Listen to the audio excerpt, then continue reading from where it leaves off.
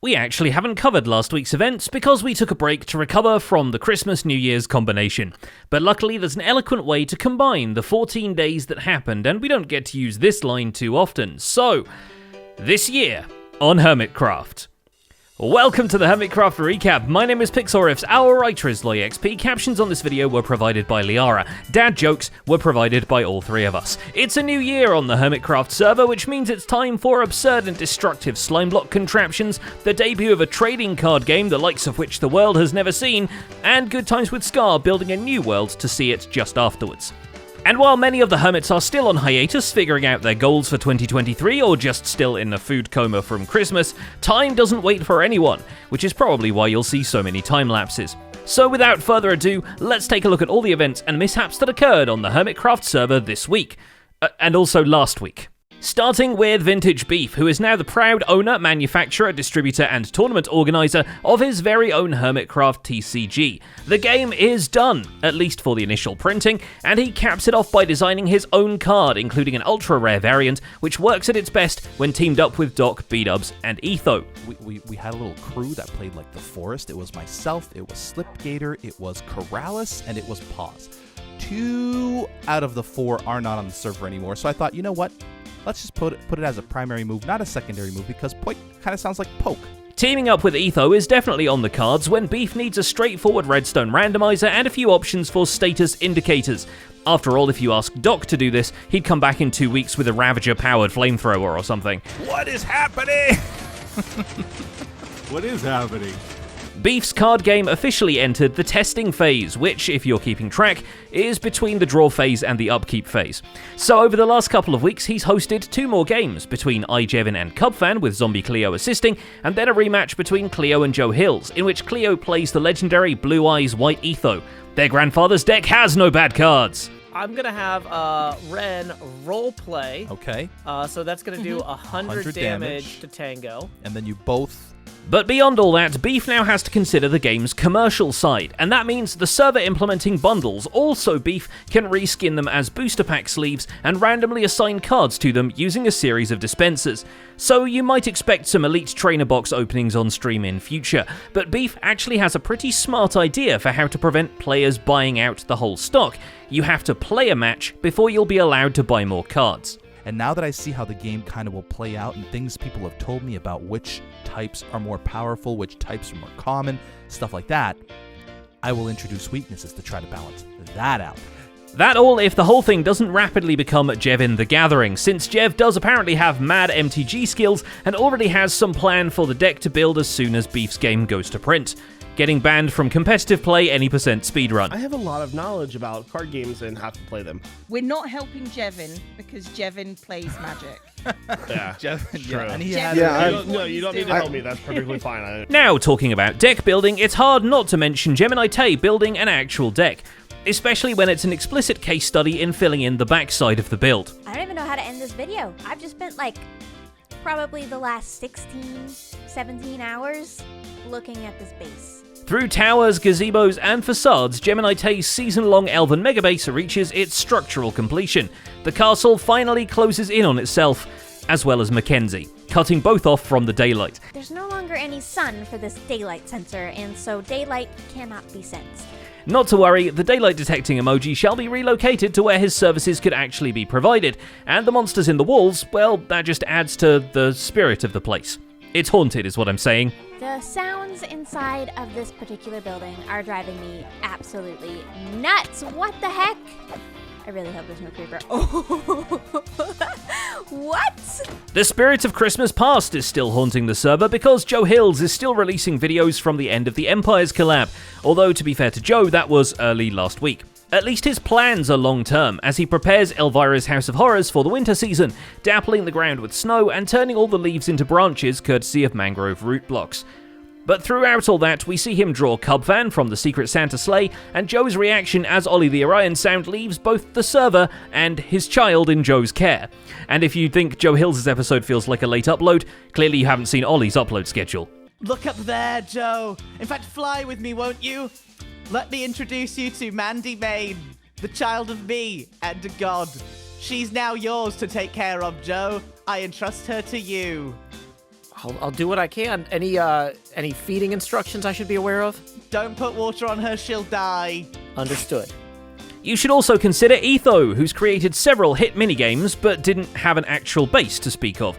Well, last week he started putting that to rights, beginning with the kidnap of at least 2 dolphins. Between them, some soul sand, some waterlogged slabs, and some fancy boots, Etho and any visitors can enjoy running around his base at about half the speed of sound. Basically, by the time you see the edge, you've already fallen off it. You gotta like hold, sprint, and forward, and trigger your elytra wing.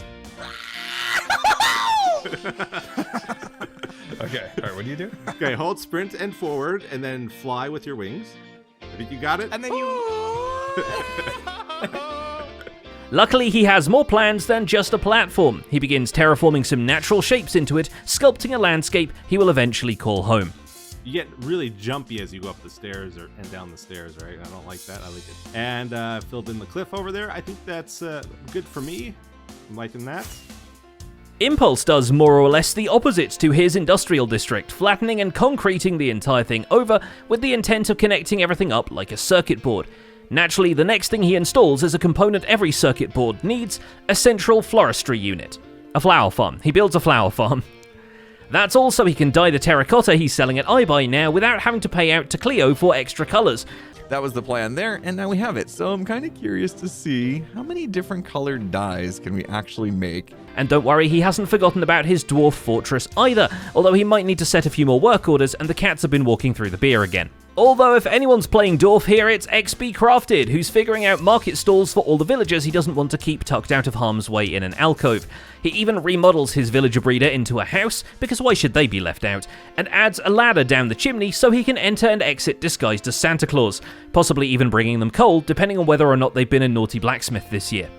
It's actually kind of cool. Every once in a while, you'll see one of the other villagers come by and kind of just stop, and they'll just it looks like they're shopping. It's pretty freaking awesome. The villagers in the Skulklit alcove are all librarians studying at the School of Hard Knocks, where the headmaster is of course a zombie. But with a few of them cured and traded with, he moves on to decorating a copper-rich mineshaft, at least when he's not going bats about the bats. Die!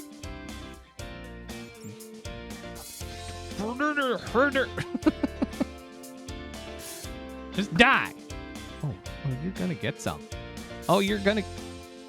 Back on the surface, Pearlescent Moon has plans for the centerpiece of her base, and she's gonna need blocks. Lots of blocks. In time-lapse form, she builds an orb, but barely has time to ponder it before it becomes a giant plant, and immediately attracts a passing art critic to marvel at its finer qualities. But I was talking to a closer friend of mine on a call about the completed build at the time, and they started creating an entertaining narration. Now, in the background, we have this absolutely delightful, gorgeous plant created by Pearlescent Moon. We have the tendrils reaching to the sky, yellow in the center for a contrast, blue petals, greeny vines, purple here and there. But while the picture may be developing well, the audio landscape has left something to be desired. Pearl takes inspiration from Tango and Scar's use of soundscapes, adding some natural ambience to the area through a combination of custom music discs, spore blossoms, and a few well-placed trees.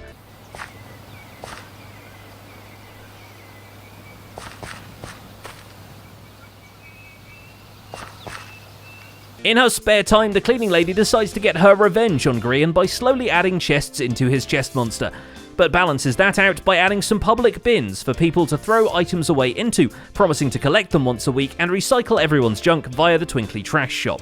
I don't profit off of this. It just goes straight back into the server for anyone that may want those garbage resources for building any of their bases. A bit higher than that still, False Symmetry finally reaches the "we'll put a circle here" stage of her base building.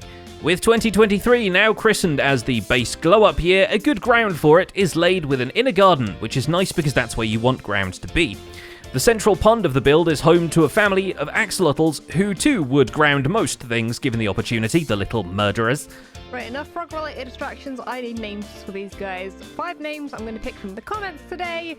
In turn, Good Times with Scar brings extra vegetation to his Wonder Park Super Hill. It's an interesting study in stylizing custom trees to where your eye doesn't even register that the branches are granite and the leaves are moss. 2 brand new custom Minecraft trees. Those are inspired by an artist of the name Ivan Earl. Ivan Earl was a Disney artist back in the 50s who was responsible for the very stylized design that made up the movie Sleeping Beauty. Some of the rock is placed in its appropriate place. Below the rock formation, Scar shapes custom stalagmites to give the geological loop-de-loop a more natural look, possibly in the name of avoiding actually building the fantasy castle to crown the park. Understandable, as building a castle within Minecraft YouTube is anxiety-inducing when there's a decade of predecessors. So for now, Scar builds a trolley cart instead. The Create series exists and is leaking, gang. And finally there's Doc M, who has a reason to duel Scar now. Scar wants a dragon, and Doc M intends to have him fight for it. At spawn, the other dragon has been wrecking the place, splitting open a ring of blocks which previously contained the water elevator to the Octo Drop minigame. Luckily, XP Crafted wasn't home at the time, and doesn't seem to mind. The plot is sickening. Alright, I got things to do. I'm on my way back. Back at the perimeter though, Doc is double cross about Grian's latest trick, needling him into firing a couple of charged creepers Grian could later use for a prank. So seeking another way to intimidate the neighbors, Doc has his Slimestone friends hook him up with a TNT duping, TNT pooping robotic goat, which he can activate in the event that someone looks at him the wrong way.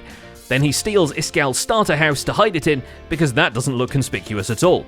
Previously it was right there. Oh yeah, just the last bits of it disappearing where this dirt was, and now it's over here. Like moved it like 50, 100 blocks or something. But after all that, he still needs to call Scar out for a duel, so he leaves a note to bait Scar, along with a dragon statue Y-posing to assert dominance, because T-posing was so last year. And that's about it for this week's recap. Our writer is LoyXP, and my name is PixelRefs. Captions on this video were provided by Liara. Don't forget to leave a like while you're still here, and subscribe so you won't miss future recaps. Thanks for watching, and we'll see you next week.